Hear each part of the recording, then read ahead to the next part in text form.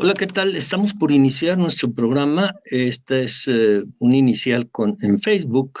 En un momento más continuamos aquí ya en cabina, al aire, en el 104.1 de frecuencia modulada, en Radio Universidad. Estamos transmitiendo desde Saltillo, Coahuila, México. Y en Facebook, en la página Desde el Psicoanálisis y en Ernesto Duque, ahí nos puede seguir. Encontrará este programa, los anteriores y los que están por venir. Entonces, les recordamos que aquí tocamos temas de psicoanálisis, bueno, del psicoanálisis. Y bueno, ya vamos a esperar aquí que nos den indicación.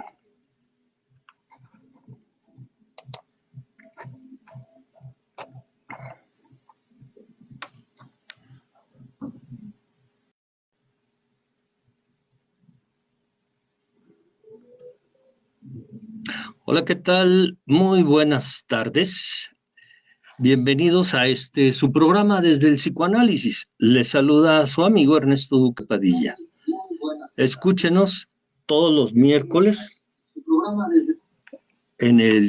disculpen, tuve una interrupción porque se estaba reciclando el sonido. Bueno, escúchenos los miércoles de 2:30 a 3 de la tarde en el 104.1 de frecuencia modulada de Radio Universidad, en la Universidad Autónoma de Coahuila.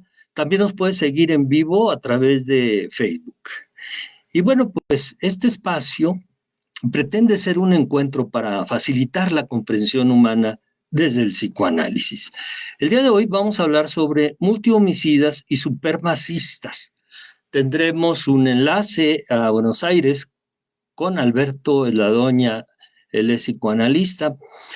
Y bueno, pues la idea es tratar de comprender algo de estos actos, ¿no? Como un intento de acercarnos a la comprensión de nuestra época y de lo que se deriva para cada uno de nosotros. Creo que cada acto, cada fenómeno social indica de alguna manera y de evidencia de nuestra época y de nosotros mismos, ¿no? Entonces la idea es identificar en un conjunto de actos criminales, digámoslo, o asesinatos, lo que podría ser nuestro tema a tratar, porque yo hago énfasis, son multihomicidas, sí, pero supermasistas. Dentro de esta gama de actos masivos nos referimos concretamente a algunos propiamente, porque hablamos de asesinos múltiples, matanzas, masacres, atentados, en fin, con distintos orígenes que se pueden atribuir a lo que se llama pues fundamentalismo o terrorismo o crimen organizado, pero nos referimos concretamente a crímenes de odio, ¿no? Aquellos perpetrados por una, dos, tres personas, un grupo o incluso en ocasiones que involucran una sociedad de manera mucho más amplia y con temas más con el racismo, la exclusión social y referencia a exterminar al otro, al diferente, y el puritanismo, y bueno, cuántos temas. Lo que sí caracteriza este tipo de acontecimientos es una irrupción en lo social, algo que es muy repentino, que sobresalta como noticia, que irrumpe, que tiene que ver con el espectáculo, con su carácter público. Entonces, eso puede ser un indicador para nosotros, pues una lectura de este tema, ¿no? Miren, este siglo nos encuentra con una serie de acontecimientos de este tipo fenomenales. Digamos que el primero de ellos sería hacia 1999, pues prácticamente ya para el 2000 está la masacre de Columbine en Colorado, Estados Unidos. Recuerden ustedes, 12 estudiantes van a asesinar a 12 jóvenes, dejan heridos a 21.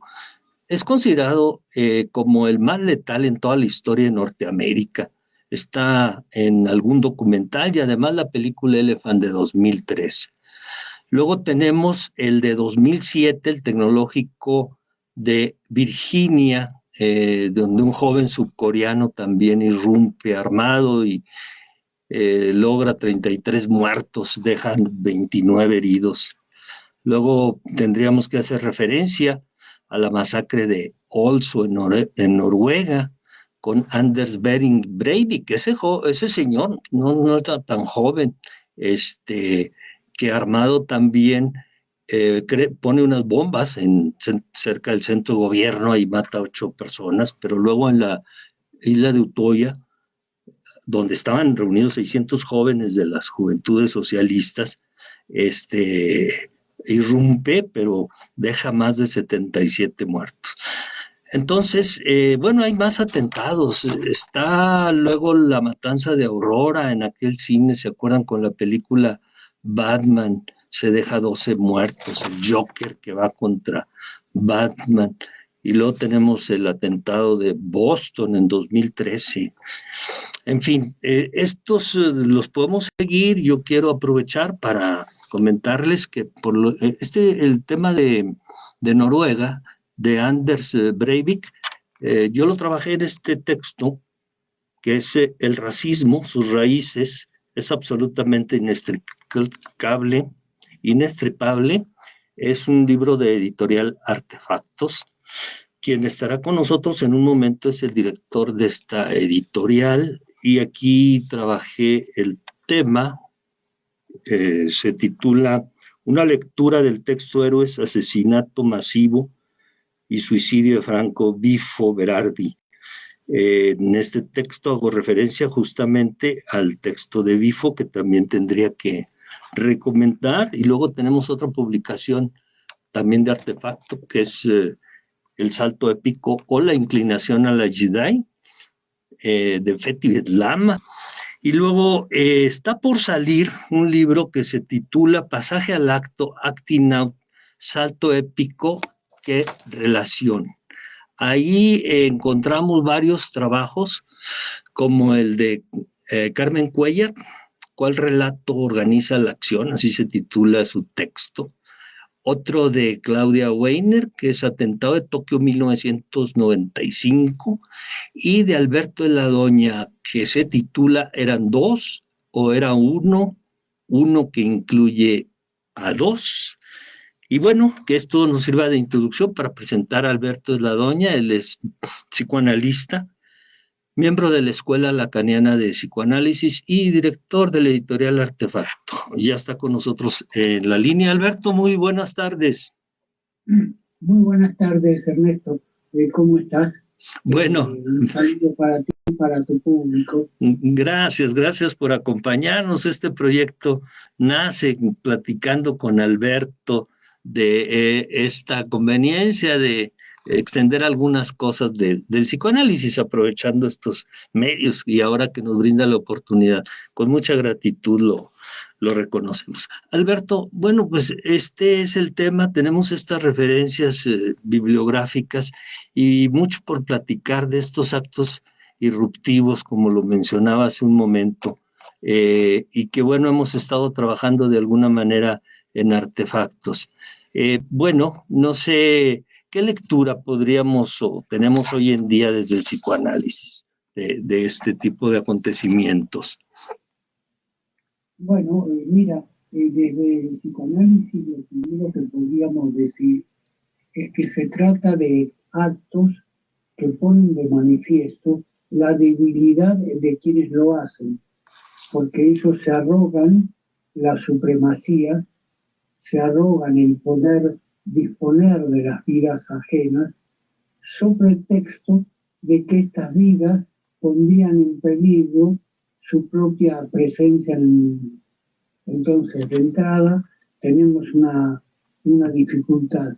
Quienes cometen estos actos aparentemente lo hacen en una posición de fortaleza, pero en el fondo lo que transmiten es una debilidad ante hechos nuevos que ocurren en la sociedad. Sí, pero el carácter espectacular de esta irrupción es por demás fuerte. ¿Cómo es que una persona, así como lo mencionas tú, con esa debilidad, logra un alcance tal que pone en sus manos la vida de cientos y miles de personas, que, bueno, tendría que pensar en una motivación muy fuerte que cuando lo lee uno en las noticias dice es cosa del demonio, es cosa de locos, es cosa de fanáticos, ¿de qué se trata? Entonces, además de esta espectacularidad, deja preguntas también abiertas para todo mundo y por ahí, bueno, era la idea de tratar de comprender un poco esto. Mira, una cuestión para comprender es lo que tú llamas la espectacularidad de estos actos, donde son estos actos, están en sincronía con lo que pasa en la sociedad, donde la sociedad del espectáculo es la que gobierna las actividades de los medios de comunicación. Y allí justamente se insertan estos actos, que son espectaculares porque hay una tendencia a la espectacularidad de los mismos medios de comunicación que hacen que estos actos alcancen un impacto que anteriormente no tenían. Sí, muy propio de nuestra época porque esto se adapta. Yo por eso mencionaba esto a partir de nuestro siglo para darle contemporaneidad, dado que esta capacidad de comunicación que se tiene hoy en día a través de la televisión, las redes sociales, el Internet, pero además los videojuegos que fabrican un mundo de ficción, de imágenes, de realidad virtual, que me hacen pensar, por ejemplo, en James Holmes, es el de Aurora, el que irrumpe en una sala de cine con un disfraz y se mete prácticamente a la película porque es parte del espectáculo. Digo, caso muy distinto al de Anders Breivik, que tiene toda una ideología detrás que motiva la exclusión de un grupo que considera invasivo, ¿no? Entonces, pero no prescinde de lo mediático, de este alcance de comunicación donde anuncia al mundo lo que está haciendo y además con un rasgo de heroicidad, ¿no te parece? Sí, sí, claro. Estos personajes son creados por el medio del espectáculo. No es que ellos generan un espectáculo, es el medio del espectáculo el que los crea él, en primer lugar. Eh, Son ellos los que se suman a la fuerza del espectáculo, ¿sí? No a la inversa. ¿Sí? Y sin el espectáculo estos personajes no serían ni siquiera trascendentes, a pesar de que pudieran hacer los actos que realizan. Entonces Interesante. eso es muy importante tenerlo en cuenta. ¿Sí que decías? Sí, sí, interesante eso. Sí, no se me había ocurrido. Y bueno, a ver, pero luego está esa otra parte, por ejemplo, del asesino de Oslo, que está preocupado por la contaminación racial, étnica, por la pureza de su raza, por la invasión que considera que está sufriendo Europa de los musulmanes, y todo el tema del Islam que abre Fethi Bet Lama, etcétera, ¿no?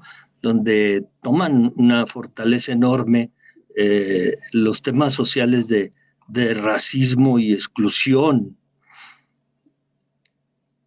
la Sí, sociedad de blancos, ¿no? Evitar la contaminación y fundamentados además en ideas como lo que sería una especie de darwinismo social, ¿no?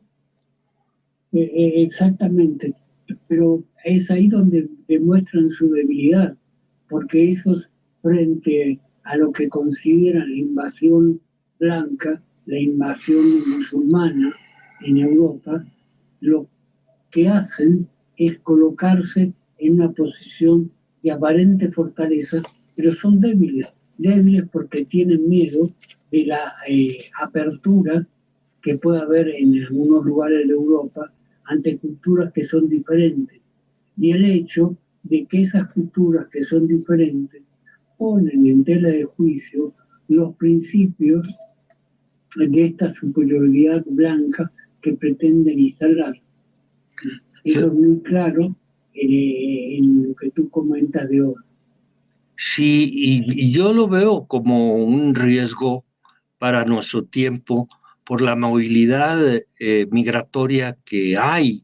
Y por ejemplo, en nuestra América, donde este fenómeno se presenta cada vez de manera más importante, existe un tema de territorio para el que sale de sus lugares de origen, de sus raíces, para buscar sobrevivir, así, tal cual, y otro que es el amurallamiento de quien se siente amenazado por recibirlo, o sea, se exacerba este racismo y esta reteritorialización de nuestros días en una sociedad cada vez más abierta y globalizada. Entonces, por ahí yo veo que esto va a seguir siendo un fenómeno importante, ¿no?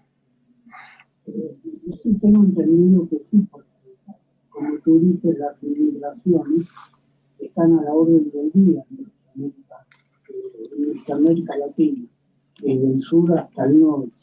En especial, pensemos en la migración que hay de México hacia los Estados Unidos, una migración que viene compuesta por mexicanos y por ciudadanos de otros países que buscan en Estados Unidos un lugar de protección y de vivir, mientras que eso provoca en quienes lo tienen que recibir, mejor en algunos de los que lo tienen que recibir, el temor a ser invadidos, el temor a ser desplazados, el temor a que les quiten sus privilegios. Y es ahí donde se arma esta consolidación del racismo. Y de repente a alguien le cae así como una iluminación, una inspiración que le dice, tú eres, o algunos cuantos, el elegido para hacer esta justicia divina prácticamente, porque del otro lado se pone la maldad, desde luego, y en el nombre de no sé cuántas cosas se atribuyen este poder desde su posición de debilidad.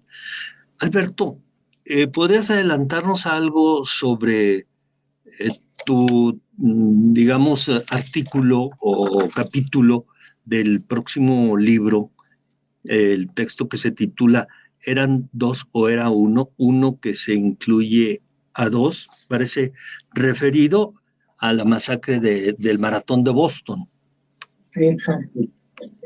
Sí, está referido a la masacre de la maratón de Boston, donde aparentemente son dos los que realizan el atentado, pero en realidad el sujeto es uno solo, en el sentido de que el hermano mayor gobernaba y ordenaba al hermano menor, pero hay un momento en que esa relación hermano mayor, hermano menor, se convierte en un solo sujeto que produce los efectos del atentado.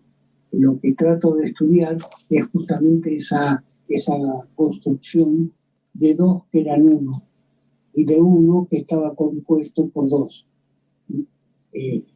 Por dos jóvenes chechenos, pero que ya estaban en Estados Unidos desde hace mucho tiempo. Sí, estamos hablando de esta masacre que ocurrió en Boston en 2013. Bueno, dejó 3 muertos, pero dejó muchísimos heridos, más de 282, muchos mutilados en la maratón, justo cuando había entrado el primero a la meta, estallan 2 bombas, ¿no? Que habían ellos preparado. Y es interesante cómo el despliegue de investigación y fuerza de los Estados Unidos se vuelca contra ellos, batallando, ¿eh? Sí, ahí es importante la investigación de las imágenes que hace el FBI y es mediante las imágenes que logran detectar en la participación de estos dos hermanos en los atentados. Y a partir de allí se lanzan a la búsqueda de estos dos hermanos, pero que no resulta fructuosa hasta que, bueno, por un avatar, estos dos hermanos se ven localizados en una parte de la ciudad de Boston, y allí ocurre una especie de enorme tiroteo, 240.000 balazos disparan los policías, muere uno de los hermanos, y el otro queda vivo y es después, 2 días después, que es localizado. Sí, sorprendentemente estaba refugiado en una lancha, en un barquito de esos turísticos que tienen en algunas cocheras, y alrededor habían desplegado cantidades de policías y no lo encontraban. Y bueno, regresando a tu texto, esta idea clínicamente es muy interesante porque habla de un fenómeno denominado folie du, locura de a dos, algo así, donde se cuestiona el hecho tan introyectado que tenemos de la individualidad, ¿no? La idea de que en nosotros hay uno indivisible, que es nuestra propia identificación, y nos abre la posibilidad de ver que nosotros mismos, la otredad, la pluralidad. En ese sentido, preguntarte cómo esto lleva a enriquecer la clínica, a entender un poco más sobre la subjetividad, ¿no? Y sí, de lo que se trata es de un caso de locura de a dos o también locura entre ellos. Folie de en francés quiere decir locura de a dos, y también deja escuchar locura entre ellos, ¿no? Entre ellos.